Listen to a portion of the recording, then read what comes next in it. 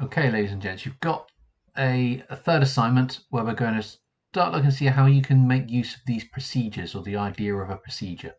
Now, don't worry, as before, you're not completely left with a blank bit of code to work with. You've got to adapt and modify and add to an existing piece of code. So at level 1, you will make the procedure for Adrian to be able to draw an octagon. Now, an octagon is an 8-sided shape. Then you'll be able to use the subprogram square, triangle, and octagon to create a drawing. That drawing could be anything, and depending on how much time you've got, so you should be trying to fill the whole of the lesson with making the best drawing you can at the time you have available.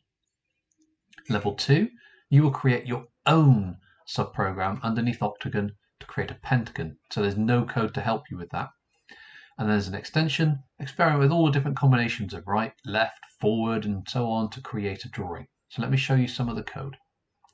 So this is the code you've got with the standard importing Adrian and setting his speed. We've got the code for a square. We've got the code for a triangle. So what this would then allow you to do, can you reapply this code to create an octagon by putting the code there?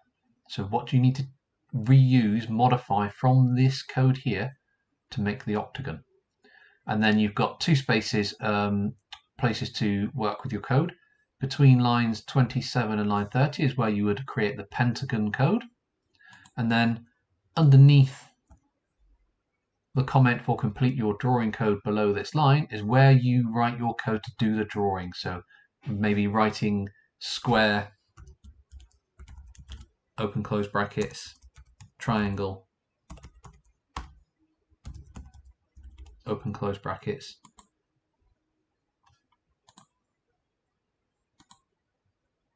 and that would make it run. Okay, because you haven't done the octagon code, so that makes that happen. Okay, so that's your challenge. If you've got any problems, ask your teacher.